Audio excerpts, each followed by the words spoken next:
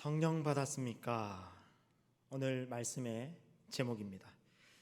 중요한 질문입니다. 정말 중요한 질문입니다. 지금 이 말씀을 듣는 모든 사람들이 이 질문에 직면하기를 원합니다. 다시 한번 묻습니다. 당신은 성령 받았습니까? 이 질문은 중요하고도 긴박합니다. 더 미룰 수 없고 더 미루어서도 안 됩니다. 바쁘고 중요한 모든 일을 당장에 멈추고서라도 직면해야 할 질문입니다. 성령은 받아도 되고 안 받아도 되고 알아도 되고 몰라도 되는 것이 아닙니다. 왜냐? 성령 받지 않았다면 당신은 그리스도인이 아닙니다.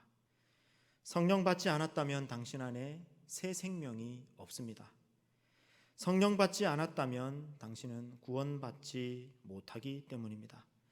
성령 받지 않았다면 당신은 하나님 나라와 무관한 사람이기 때문입니다. 이것은 전혀 과장이 아닙니다.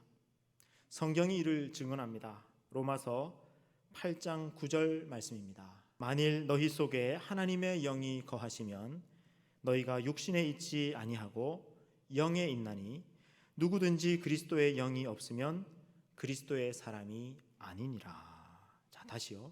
만일 너희 속에 하나님의 영이 거하시면 너희가 육신에 있지 않고 영에 있나니 누구든지 그리스도의 영이 없으면 그리스도의 사람이 아니니라. 그리스도의 영이 없으면 그리스도의 사람이 아니니라. 무슨 얘기입니까? 그리스도의 영, 하나님의 영, 성령이 너희 속에 없으면 너희는 그리스도인이 아니다. 성경은 분명히 말씀합니다. 요한복음 3장 5절도 이렇게 말씀합니다. 예수께서 대답하시되 진실로 진실로 내게 이르노니, 여기서 진실로 진실로 내게 이르노니, 예수님이 이런 말씀하실 때는 아주 중요한 대목이다 이 말이에요. 진실로 진실로 내게 이르노니 사람이 물과 성령으로 나지 아니하면 하나님의 나라에 들어갈 수 없느니라. 사람이 물과 성령으로 나지 아니하면 하나님의 나라에 들어갈 수 없느니라. 물과 성령으로, 여러분, 물이라고 하는 것은 회개와 죄 씻음을 상징하는 겁니다. 죄 씻음과 성령이 아니고서는, 그래서 다시 태어나지 않고서는 하나님 나라에 들어갈 수 없다. 성경은 분명히 말씀합니다. 그러니까 여러분, 성령 받았느냐 하는 것이 작은 문제가 아니죠. 자, 성령 받았느냐 안 받았느냐 하는 이 문제가 너무너무 중요하기 때문에 조금 전에 읽은 오늘의 본문 말씀 사도행전 19장에서 바울이 에베소라고 하는 곳에 도착하자마자 이 질문하는 겁니다. 너희가 성령 받았느냐? 여러분, 바울은요, 여기가 지금 바울의 3차 전도 여행 중인데, 여러분 아시는 것처럼 바울은 1차, 2차, 3차에 걸쳐서 온 세계로 전도 여행을, 선교 여행을 다니지 않습니까? 그런데 사도 바울이 본래 2차 전도 여행 때부터 에베소라고 하는 곳에 너무너무 가고 싶었어요. 그런데 하나님께서 에베소로 가는 것을 막으시고 이제 3차 전도 여행 때 비로소 에베소에 도착했습니다. 에베소에 너무너무 오고 싶었어요. 그래서 그가 그렇게 사모했던 이 에베소에 도착하니까 마음이 뜨거워지는 겁니다. 그래서 아주 결정적인 질문, 본질적인 질문을 제일 먼저 던집니다. 너희가 믿을 때 성령을 받았느냐? 이거 묻습니다. 오늘 사도행전 19장 2절 말씀이었죠. 바울이 전한 복음의 핵심에는 늘 성령이 있었습니다. 바울의 서신인 갈라디아서를 봐도 마찬가지입니다. 여러분, 갈라디아서에는 갈라디아 교회에 문제가 발생했고, 그래서 그 문제를 수습하기 위해서 바울이 이런저런 권면들을 하는 내용이 담겨 있습니다. 갈라디아 교회가 무슨 문제가 생겼냐면, 갈라디아 교회가 복음에서 떠나서 심각하게 변질되기 시작한 겁니다. 복음의 능력은 온데간데 없고 인간적이고 세속적이고 사람들에게 어떻게 보이느냐 하는 외식만 그 갈라디아 교회에 가득하게 된 겁니다. 그래서 바울이 갈라디아서라고 하는 이 편지를 보내면서 너희가 왜 이렇게 복음에서 떠났느냐, 왜 이렇게 변질됐느냐, 그래서 다시 그들이 회복되도록 촉구하는 편지가 갈라디아서인데, 그 갈라디아서에서 이 3장 2절, 여러분 갈라디아서 6장까지인데 그 중에서 이 3장은 갈라디아서의 본론이 시작되는 부분입니다. 그래서 그 갈라디아서 3장 2절에 바울이 이런 말씀을 합니다. 갈라디아 3장 2절, 내가 너희에게 다만 이것을 알려 하노니 너희가 성령을 받은 것이 율법의 행위로냐 혹은 듣고 믿음으로냐. 내가 다만 너희에게 이것을 알려 하노니. 여러분 이게 무슨 표현일까요? 내가 너희에게서 다만 이것을 알려 한다. 이게 뭐냐면 내가 이거 한 가지만 너희에게 물어보자 이거예요. 여러분 우리도 그렇잖아요. 어떤 사람하고 대화를 나눌 때 아주 중요한 거 물어볼 때, 결정적인 거 물어볼 때 뭐라 그럽니까? 너 이거 한 가지만 딱 물어보자 이렇게 말하잖아요. 그러니까 이 갈라디아 3장 2절도 지금 그거예요. 내가 이제 너희들에게 정말 중요한 거 딱 한 가지만 물어보자. 너희가 어떻게 성령 받았느냐, 성령을 어떻게 받았느냐, 그걸 질문합니다. 복음에서 떠나서 변질되어서 그래서 복음의 능력은 사라져버리고 온통 외식으로만 가득하게 됐던 사람들에게 어떻게 보이느냐 하는 데만 혈안이 되어 있던 이 갈라디아 사람들에게 사도 바울이 이거 묻는 겁니다. 성령 어떻게 받았냐, 성령 받은 것을 질문하는 거예요. 너희가 성령 받은 것이 율법의 행위로냐 듣고 믿음으로냐. 율법의 행위로냐 하는 것은, 율법의 행위가 뭐냐면은 날짜 지키고 또 음식물 가려 먹고 또 할례 받고 하는 거 있죠. 구약 사람들이 하던 그걸로 성령을 받았느냐 아니면은 듣고 믿음으로 성령을 받았느냐. 지금 바울이 그것을 주목하고 질문하고 있는 것입니다. 성령이 기독교 복음의 요체입니다. 성령으로 우리가 거듭났습니다. 성령으로 성경이 기록되었고 성령으로 이 성경이 지금도 하나님의 말씀으로 역사됩니다. 성령으로 교회가 탄생했습니다. 성령으로 선교가 이루어집니다. 성령으로 사람이 변화됩니다. 성령으로 우리의 신앙이 유지됩니다. 성령으로 사람이 거룩해지고 변화됩니다. 성령으로 세상이 새로워집니다. 여러분, 이러니 성령이 얼마나 중요합니까? 다시 질문합니다. 여러분은 성령 받았습니까? 받았다면 그 증거는 무엇입니까? 여러분, 내가 성령 받았다는 사실을 확인할 수 있습니까? 목사님, 그래도 제가 이렇게 매주 예배도 드리고 또 내가 교회를 지금 얼마나 오래 다녔는데 내가 성령 받았겠지요. 내가 지금 목자인데, 그리고 내 직분이 무엇인데, 또 내가 교회 봉사를 얼마나 열심히 하는데 당연히 성령 받았겠지요 하는 사람들이 있습니다. 그렇지 않습니다. 단지 이 예배 자리에 앉아 있다고 해서 또 교회를 오래 다녔다고 해서 되는 것이 아닙니다. 직분이 뭐냐, 얼마나 봉사했느냐 하는 걸로 되는 것이 아닙니다. 그러면 성령 안 받고도 교회 다닐 수 있습니까? 이렇게 예배 드릴 수 있습니까? 교회 다닐 수 있습니까? 너무너무 안타까운 경우지만 그럴 수도 있습니다. 성령 안 받고도 교회 다닐 수 있고요, 성령 안 받고도 기독교 종교인이 될 수는 있습니다. 그런데 성령을 안 받으면 그리스도인이 될 수는 없습니다. 성령을 안 받으면 영생이 시작되지 않습니다. 확인해 봐야 됩니다. 아무리 대단한 열정으로 교회를 다니고 봉사를 많이 하고 직분이 있어도 성령 받지 않으면 아무 소용이 없습니다. 여러분, 우리가 성령 받았는지 안 받았는지는 확인해도 되고 안 해도 되는 것이 아닙니다. 그리스도인이라면 반드시 확인해 봐야 합니다. 사도 바울은 너희 믿음을 시험해보고 확인해보라고 합니다. 고린도후서 13장 5절 말씀인데요, 화면을 보시면서 우리 함께 읽겠습니다. 시작. 너희는 믿음 안에 있는가? 너희 자신을 시험하고 너희 자신을 확증하라. 예수 그리스도께서 너희 안에 계신 줄을 너희가 스스로 알지 못하느냐? 그렇지 않으면 너희는 버림받은 자니라. 잠깐 띄워주십시오. 자, 너희는 믿음 안에 있는가? 너희 자신을 시험하고 너희 자신을 확증하라고 말씀합니다. 이때 시험하고 확증해라. 영어에 보니까요, 테스트하고 이그제민 해라. 그렇게 나와 있습니다. 뭘요? 예수 그리스도께서 너희 안에 계신가? 내가 믿음 안에 있는가? 이것을 분명히 테스트해보고 확증해봐라 말씀합니다. 여러분, 저기에 내가 예수 그리스도께서 우리 안에 계신가 하는 이게 뭐냐면은 이게 바로 성령 받았느냐 하는 겁니다. 예수 그리스도께서 내 안에 계시다라고 하는 것이 뭐냐면은 바로 성령 받았다라는 거예요. 이거의 근거 구절이 뭐냐면은 로마서 8장 10절 11절이고 요한일서 3장 24절 말씀이 지금 찾지는 않겠습니다. 여러분이 나중에 찾아보십시오. 예수 그리스도께서 내 안에 계시다라고 하는 것은 내가 성령 받았다라는 겁니다.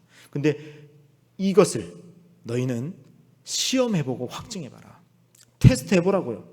이그제민 해보라고 바울은 권면하고 있습니다. 왜냐? 만약에 예수 그리스도께서 우리 안에 계시지 않으면, 내가 성령 받지 않으면 어떤 자라고요? 버림받은 자라고요. 보통 문제가 아니죠. 그러니까 너무너무 중요한 질문이기 때문에 너희는 이것을 테스트해보라, 확인해보라고 말씀합니다. 자, 그렇다면 여러분, 우리가 성령을 받았는지 안 받았는지 알 수 있을까요? 확인할 수 있을까요? 네, 확인할 수 있으니까 시험해보고 확인하고 테스트해보라 그러죠. 요한복음 3장 8절 말씀인데요, 함께 읽겠습니다. 시작. 바람이 임의로 불매 내가 그 소리는 들어도 어디서 와서 어디로 가는지 알지 못하나니 성령으로 난 사람도 다 그러하니라. 아멘. 자, 바람은 눈에 안 보여요. 그죠? 그런데 눈에는 안 보여도 바람이 있음을 우리는 분명히 알 수 있습니다. 어떻게 알 수 있습니까? 바람이 불면 소리가 들리기도 하고요. 바람이 불면 나뭇가지가 흔들리는 것이 보이기도 하고요. 그죠? 또 바람이 불면 내 피부로, 촉감으로 느껴지기도 합니다. 눈에 보이지 않지만 우리는 바람의 존재를 알 수가 있습니다.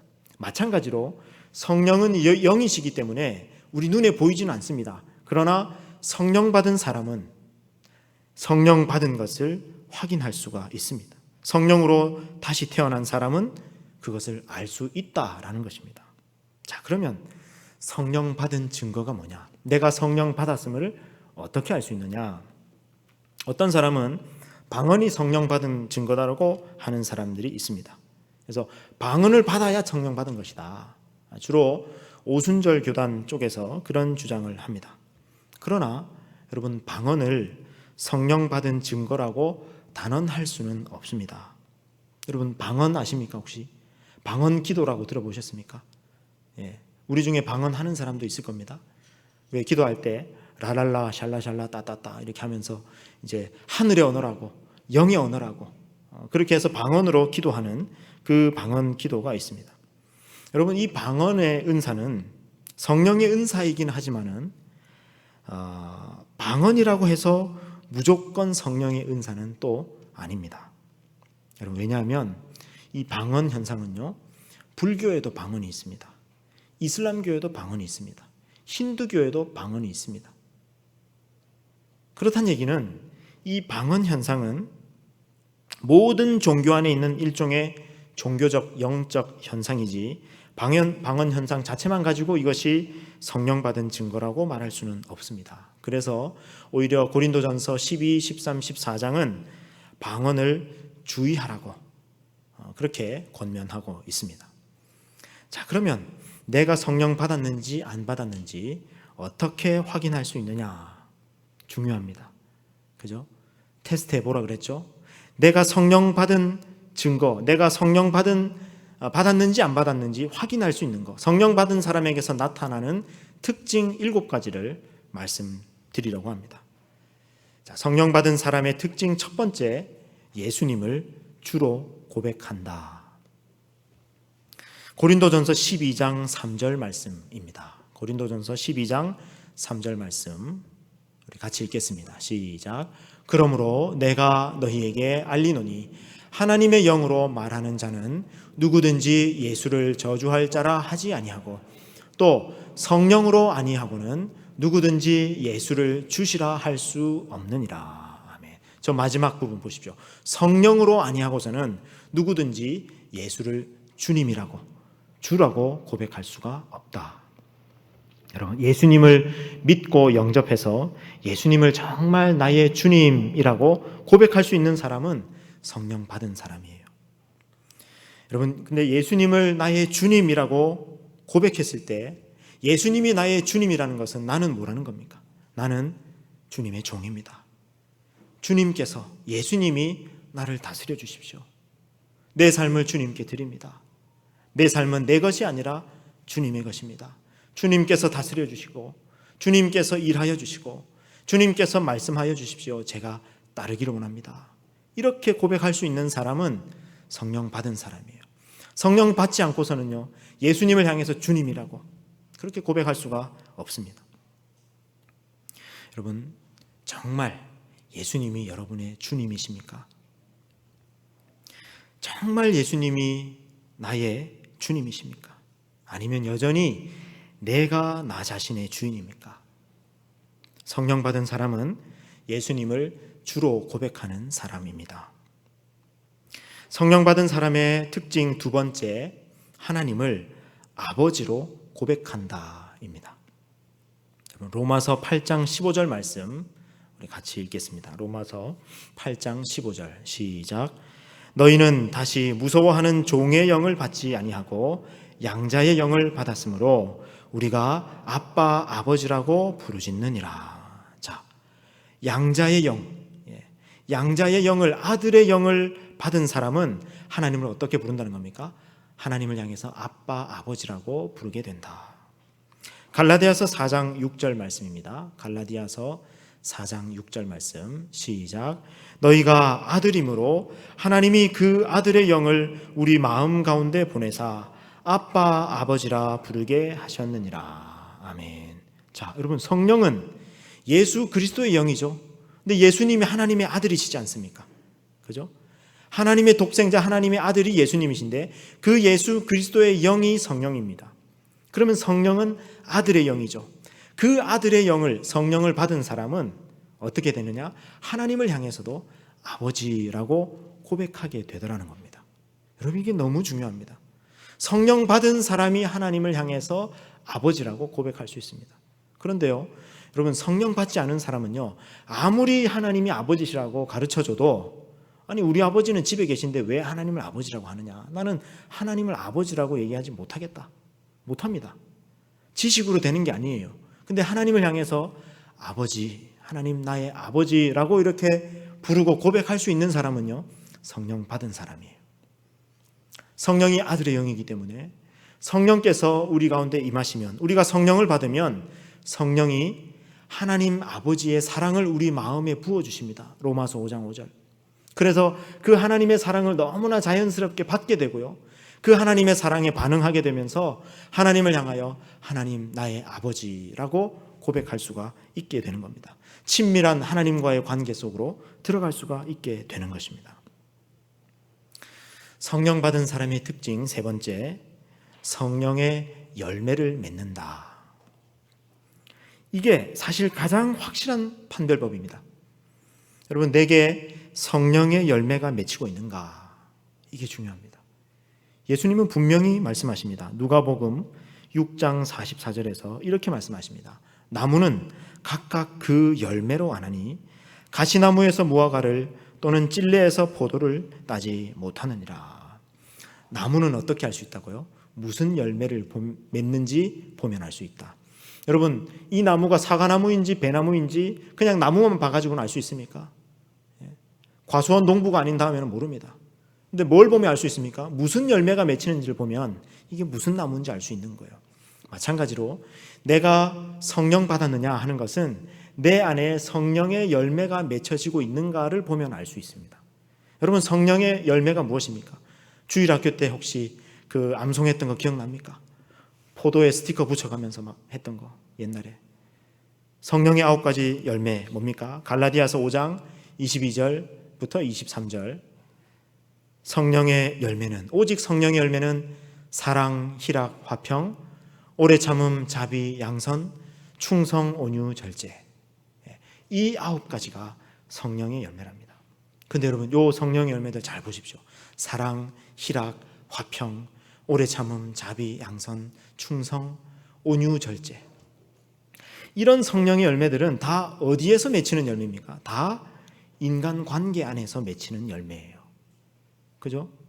자기 혼자 있는, 혼자 무인도에서 맺을 수 있는 열매가 아닙니다.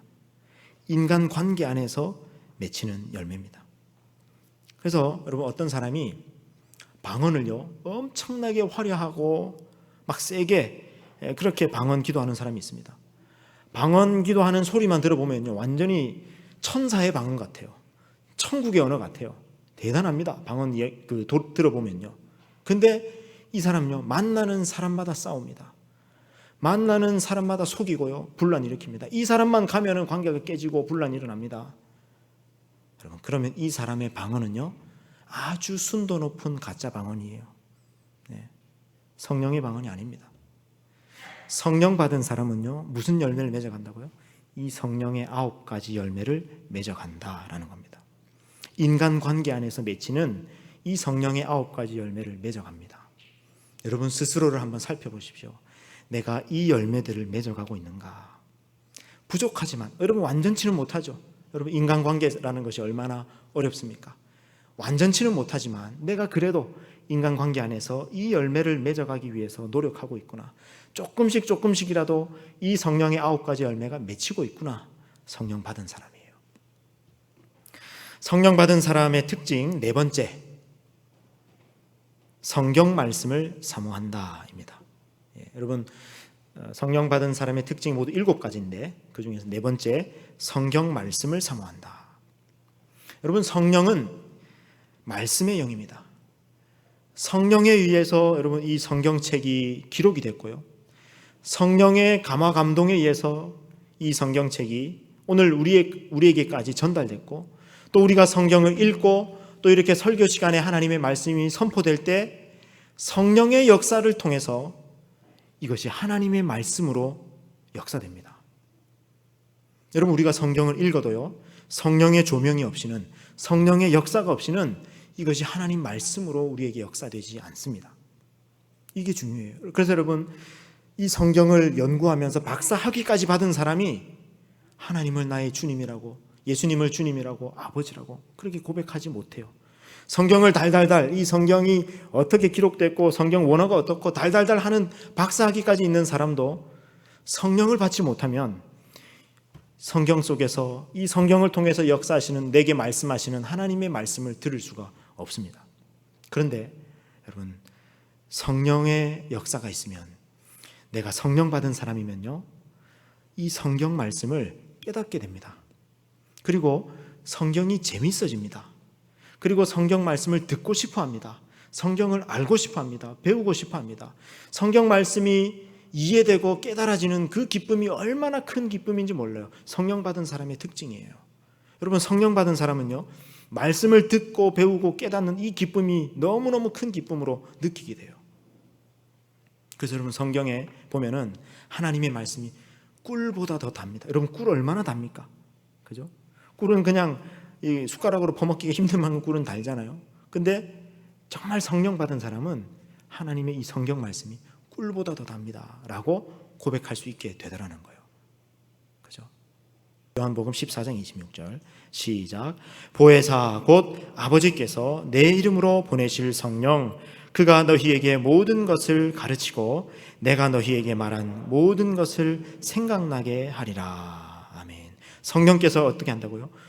예수님의 말씀을 가르쳐 주시고, 또 예수님께서 우리에게 말씀하신 것들을, 내가 읽은 말씀을 생각나게 해주시고, 또 그 말씀의 뜻이 무엇인지를 깨닫게 해주신다. 성령께서요. 여러분 안에도 혹시 이런 경험이 있으십니까? 저는요, 성경을 연구하고 공부하다가 이 성경이 깨달아질 때 그 기쁨은 말로 다 할 수 없는 기쁨이에요. 여러분 사람이 일생을 살아가면서 아주 큰 기쁨, 정말 강렬한 기쁨을 느낄 때가 언제가 있겠습니까? 결혼할 때라든지, 첫 아이가 태어났을 때라든지, 그죠? 첫 아이를 품에 안았을 때라든지, 이런 기쁨이 있잖아요. 돈을 모으고 모아가지고 집을 사가지고 그 집에 들어가는 기쁨이라든지, 이런 기쁨이 있을 수 있잖아요. 근데 여러분, 제가 성경을 연구하고 공부하다가 어느 한 부분이 열리고 깨달아졌을 때 그 기쁨은요, 뭐 결혼했을 때의 기쁨, 뭐 첫 아이 태어난 이런 기쁨하고는 비교가 안 되는 기쁨이에요. 막 기뻐가지고요, 춤을 출 만큼 막, 여러분 아까 우리 마나임 우리 찬양팀도 막 춤추고, 춤추는 것을 멈출 수 없고 막 그러는데, 저는 춤을 잘 못 춥니다. 근데 하나님 말씀을 깨달았을 때 그 너무 기뻐가지고요, 그냥 영실돼서 막 춤이 나올 만큼 그렇게 기뻐요. 그리고 성경 말씀을 연구하는 이 기쁨이, 공부하고 깨달아가는 이 기쁨이 너무 커서 어떤 경우는요, 며칠 밤을 새도 피곤한 줄 모르고 그렇게 성경에 빠져 있을 때가 있었습니다. 제가 언제나 그 성경을 막 열심히 공부하던 때가 있었는데, 하루는 밤에 이제 자려고 누웠다가 어떤 성경 구절 하나가 이제 궁금해진 겁니다. 그래서 이게 무슨 뜻일까 하고는 다시 불을 켜고 일어나가지고 성경을 찾아보고, 지도도 찾아보고, 사전도 찾아보고, 인터넷도 뒤져보고, 이렇게 막 성경을 연구하고 찾아보고 하다 보니까 아침이 밝아오는 거예요. 그런 경험이 몇 번 있었습니다. 그러니까 목사님이시겠죠. 우리는 그런 경험. 근데 여러분, 제가 뭐 그렇게 유별난 사람, 대단한 특별한 사람이 아니에요. 저도 여러분과 같은 성정을 지닌 사람이고, 그래요, 놀기 좋아하고 게으르고 나태하고 이런 사람이에요. 근데 성령 받아서 성령이 역사하셔서 하나님 말씀이 깨달아지니까 이 기쁨이 말로도 할 수 없더라는 거예요. 성령 받은 사람은 하나님 말씀을 사모하게 되어 있습니다. 성경이 재밌어지고 알고 싶어 합니다. 그러면 성령 받았다고 해서 성경이 전혀 안 어렵게 느껴지느냐? 그거 아니에요. 목사님, 저는 성경을 늘 봐도 잘 모르겠어요. 늘 어려워요. 그거 당연해요. 그건 성령 받아도 성경이 쉬워지고 깨달아지고 하는 것은요, 그거는 시간이 많이 필요해요. 저는 성경이 쉬울까요, 어려울까요? 저도 어려운 부분이 있어요, 당연히. 그러니까 여러분, 성경이 어렵게 느껴진다고 해서 그 성령 안 받은 게 아니에요. 근데 성령 받은 사람은 성경이 재밌어지고 알고 싶어지고 배우고 싶어지고 그 깨닫는 기쁨이 넘쳐나고 이렇게 되는 겁니다. 자, 성령 받은 사람의 특징 5번째, 성령의 은사가 나타난다 입니다. 여러분, 사실 성령은 주고받는 어떤 물건이 아닙니다. 하나님으로부터 나오는 어떤 에너지, 힘 이런 것도 아닙니다. 성령은 삼위일체 하나님의 한 위격으로서 인격적인 분이십니다. 그래서 성령님께는 생각도 있으시고요, 의지도 있으시고 감정도 있으십니다. 성령님이요. 그래서 사실 우리가 성령을 받았다라고 하는 것은 사실 성령님이 나와 함께 계신다, 성령님이 내 안에 내주하고 계신다, 성령님이 임재하고 계신다라는 그런 뜻입니다. 자, 그런데 성령님이 우리 가운데 오실 때 성령님이 그냥 빈손으로 오시지 않고 성령님이 선물을 주신다는 거, 우리에게 성령의 은사를 주신다는 겁니다. 여러분, 이 성령의 은사가 뭘까요? 성령의 은사는 하나님의 일을 감당하는 사람에게 그 사람이 하나님의 일을 더 잘 감당할 수 있도록 도와주시고 힘주시는 성령님의 선물입니다. 이 성령의 은사는 종종 내 타고난 재능과 무관하게 주어지기도 하지만 대부분의 이 성령의 은사는요, 내게 주어진, 내게 1차적으로 하나님께서 주신 그 타고난 재능과 연관된 그런 은사를 주시는 경우가 많습니다. 우리는 여러분 아는 성령의 은사가 뭐가 있습니까? 성령의 은사 그러면 대개 뭐 방언의 은사라든지 뭐 병 고치는 은사라든지 예언의 은사라든지 이런 은사들 여러분만 생각하기가 쉬운데 사실 성령의 은사는 아주 다양합니다. 고린도전서 12장에는 이런 은사가 나옵니다. 지혜의 말씀, 지식의 말씀, 또 믿음의 은사, 병 고치는 은사, 능력 행함의 은사, 예언의 은사, 영분별 은사, 각종 방언 말함의 은사, 방언 통역의 은사가 있다고 말합니다. 로마서 12장에는 섬김의 은사, 가르침의 은사, 위로의 은사, 구제의 은사, 다스림의 은사, 긍휼을 베푸는 은사, 사랑의 은사가 있다고 말씀합니다. 그래서 여러분 이 성령의 은사들을 보면요, 고린도전서 12장에 한 13개, 로마서 12장에 7개, 에베소서 4장에 2개, 에베소 4장에 5개, 베드로전서 4장에 2개, 근데 이제 중복되는 게 있겠죠. 그 중복되는 것들 제외하고 나면은 신약 성경에 약 20개가 넘는 그런 은사 목록이 나옵니다. 이 성령의 은사가 신약 성경에 명시적으로 기록된 것만 해도 이렇게 참 다양한데 구약에 나오는 성령의 은사들도 있습니다. 그리고 성경에 다 기록되지 않은 성령의 은사들도 더 많습니다. 그런데 여러분, 성령의 은사를 얘기할 때 꼭 기억해야 할 것은 성령의 은사가 대부분 공동체를 위한 은사로 주어지게 된다는 사실입니다. 공동체를 세우고 공동체를 유익하게 하는 은사가 성령의 은사입니다. 그래서 성령 받은 사람에게는 공동체를 위한 성령의 은사가 나타납니다. 성령 받은 사람의 특징 6번째, 하나님 나라 백성으로 살아가게 된다. 성령 받은 사람은 자기 자신에게 매몰되지 않습니다. 세상을 향하여 그 외연이 확장됩니다. 내 코가 석자라고 자기 돌아보기만 하지 않습니다. 이 세상에 임하지 못한 하나님의 통치의 영역을 확장하기 위해서 분투합니다. 가난하고 약하고 소외되고 고통스러운 사람을 외면하지 않습니다. 폭력과 죽음의 세력이 가득한 세상에 생명과 평화 그리고 공평과 정의를 회복하기 위해 분투합니다. 여러분, 누가복음 4장 18절 19절 말씀입니다. 시작. 주의 성령이 내게 임하셨으니 이는 가난한 자에게 복음을 전하게 하시려고 내게 기름을 부으시고 나를 보내사 포로된 자에게 자유를, 눈먼 자에게 다시 보게 함을 전파하며 눌린 자를 자유롭게 하고 주의 은혜의 해를 전파하게 하려 하심이라 하였더라. 아멘. 성령 받은 사람은 세상에 생명과 평화, 체다카와 미슈파트, 공평과 정의의 하나님 나라가 임하도록 그렇게 분투하는 삶을 살아가게 됩니다. 성령 받은 사람의 특징 마지막 7번째, 거룩한 사람으로 변화되어 간다입니다. 데살로니가 후서 2장 13절 말씀입니다. 시작.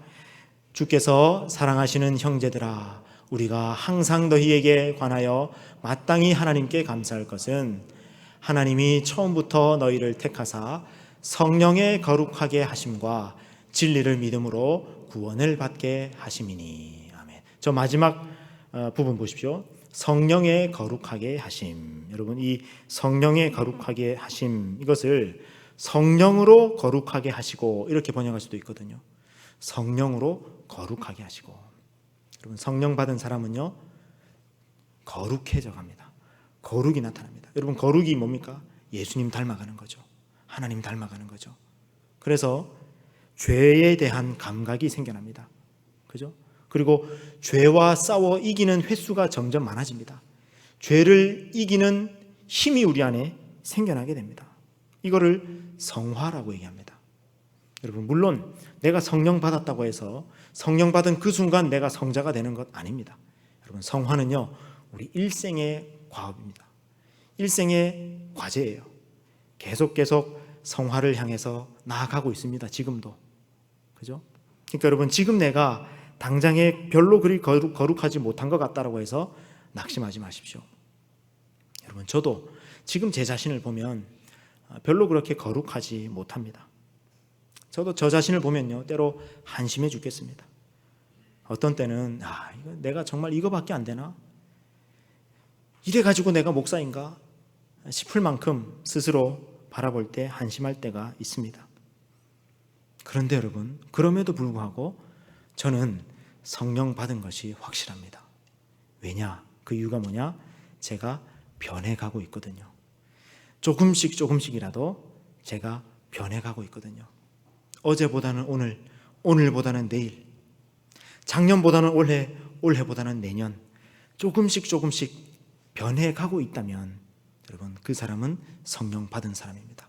성령을 받아도요 우리가 인생을 살아가다 보면 감정 기복이 있을 수 있습니다. 신앙의 업다운이 있을 수 있습니다. 넘어질 수도 있습니다. 그런데 성령 받은 사람은 조금씩 변해갑니다. 예수님 닮은 쪽으로, 죄를 이기는 쪽으로 변해가게 된다라는 것입니다. 여러분, 그걸 보십시오.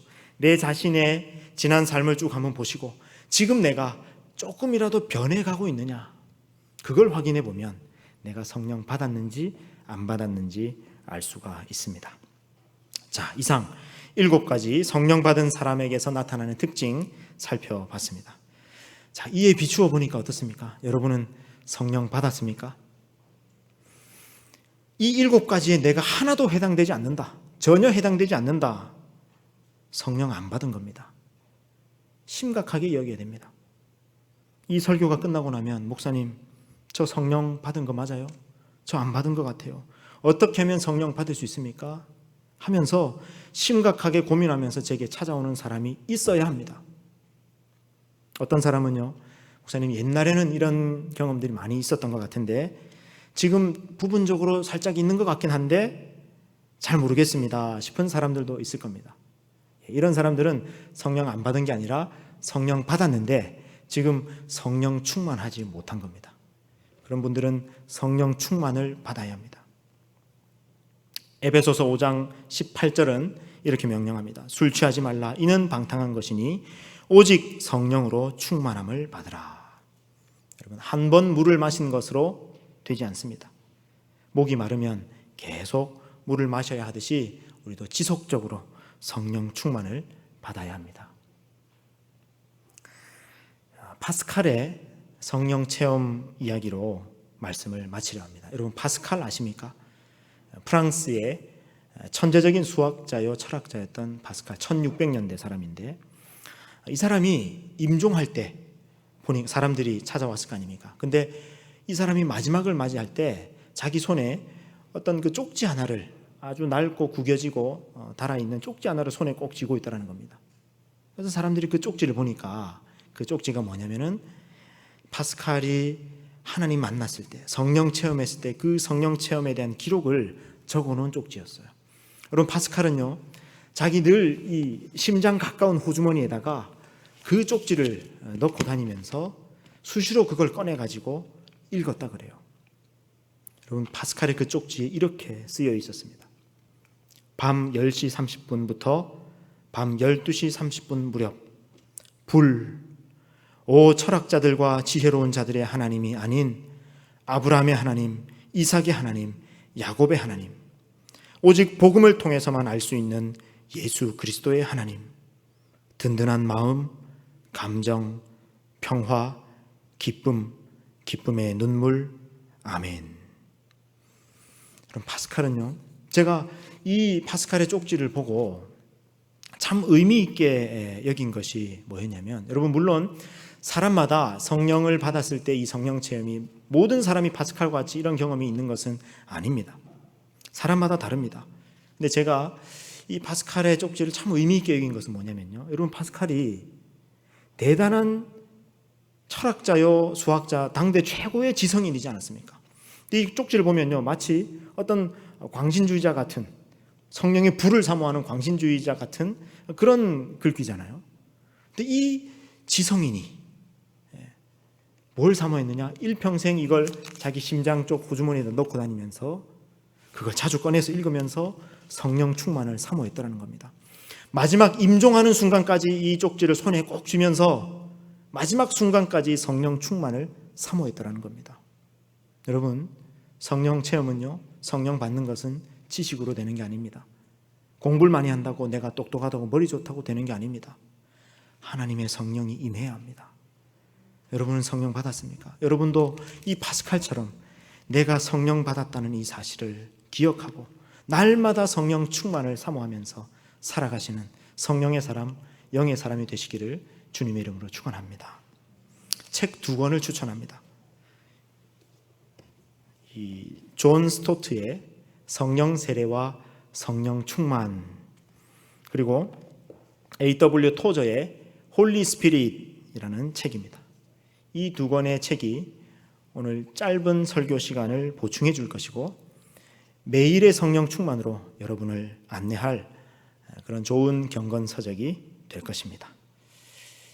이제 다음 질문이 생겼죠. 자, 그러면 도대체 어떻게 성령 받을 수 있나요? 이것은 다음 설교 때 말씀드리겠습니다.